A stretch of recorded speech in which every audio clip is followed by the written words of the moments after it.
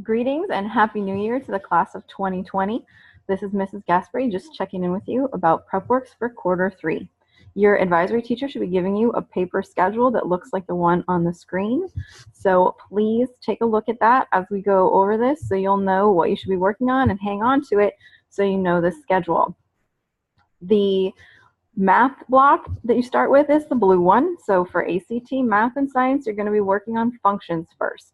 To finish functions, you need to complete the skill assessment, functions, logarithms, trigonometry, and the skill review. And to finish the English and reading block, you're going to be working on the knowledge of language section. And to finish that, you need to do the skill assessment, connecting ideas, understanding context, and then English strategy review. To finish these things, you have 6 weeks to finish the math and 4 weeks to finish the English if you look there on the schedule. So please note that you should be finished with the English section by February 1st, and you should be finished with the math section by February 15th. It's very important that you use your class time wisely to get these things finished, because we have a lot of short weeks during this quarter, and you won't have 4 days every week to work on it. So use your time wisely. We've given you more weeks than there are modules to give you plenty of time to finish. Make sure also that you're working on both math and reading each week, that you alternate and do some of each skill each week. If you ever are stuck, please let your advisory teacher know. And remember, there are National Honor Society tutors available in the Learning Commons after school on Wednesdays and Thursdays until 3:30. There are also virtual tutors available to you through PrepWorks on Monday evenings from 7 o'clock to 9 o'clock. So if you're stuck somewhere, you can log in between 7 and 9 and click under the menu that comes up under your name when you're logged into PrepWorks. Click on that and make sure, click virtual office hours, and someone will be there online to help you work through whichever problem you're stuck on. So keep that in mind and don't just sit there being stuck. Ask for help. And make sure you're taking notes and working through the problems and all of that as well, so you can see where you might be getting tripped up. And you might still be asking yourself why we're making you do PrepWorks, and I just wanted to let you know that it's to help you, not to torture you, even though sometimes that's probably what it feels like. All of you should be getting to the point where you're ready to take the SAT, and we're trying to prepare you to take the ACT in February at school. So hopefully this work that you've done in PrepWorks so far will help prepare you for that test so you can get the highest score possible. And it's really important that you have the highest score possible for you, because getting into college is really competitive. So I wanted to give you a little bit of an insight into what those scores look like. So you check this out.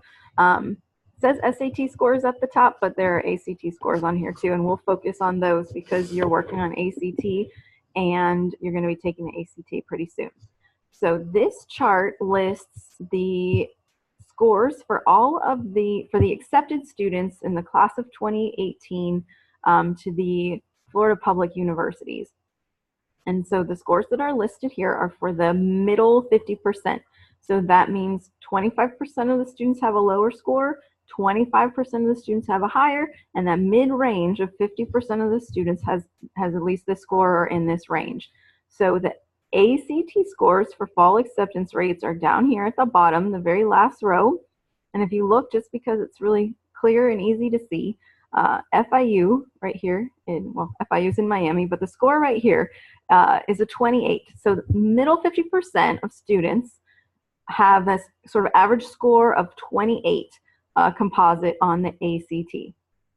And then moving on down the line a little bit to the right, you'll see FSU, that range is higher. It goes up to a 32.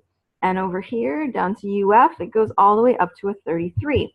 So you'll see the bigger the school, the better the school's reputation, the more competitive it is to get in. So our hope is that your work on PrepWorks will help you get an edge on the competition, because you're competing with students from all over the state of Florida and even all over the country to get into these schools. And the higher your score, the more competitive you'll be. So it's really important that you put in the work to practice. And just for kicks, I want to show you this. So check this out in case you're interested. For the Ivy League schools, these are what test scores look like. So that middle 50% for these schools is going to be in between these ranges right here. But the top 25%, if you look here, the top 25% at Yale has a perfect score on the SAT and a 35 on the ACT. The lowest 25% at Yale has a 1470 or a 31 on the ACT. So both of those numbers are pretty close or within that sort of mid 50% range for the big Florida schools. So like I said, the more prestigious the school, the more competitive the school, the higher your test score has to be.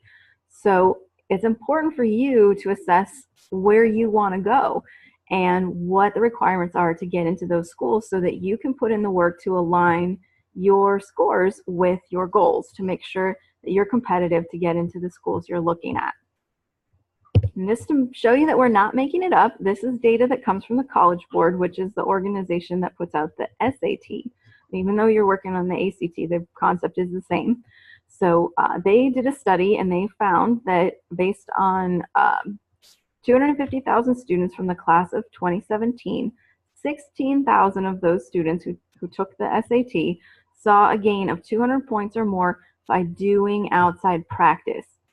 And so if you look at the bar graph there, you'll see that that kind of point increase from one test administration to the next doesn't come from just like reading a prep book for 5 minutes. It comes from putting in real time to try and improve. So you'll see to get at that gain of 200 points, you have to do at least 20 hours of practice. You can improve your score because you'll see on the chart it shows no hours of official practice. They still increase the score by 60 points, and that could just be because you learned something new in school or you had a better test day. But the data shows that if you intentionally do outside practice, your score will increase. So that's what we're trying to do for you by giving you the opportunity to work on PrepWorks. So please keep that in mind. Please take that opportunity and make the most of it so that you will be competitive for the schools you're trying to apply to and that you can see the highest score possible when you take the ACT or the SAT later on. And if you have any questions, you can always see me in the Learning Commons or talk to your advisory teacher, ask for help if you're stuck, and take advantage of the time you're given because every minute that you spend working on PrepWorks is an investment that you're making for whatever goal you have for the future. So I hope you guys have a great semester, and I will check back in with you in the fourth quarter.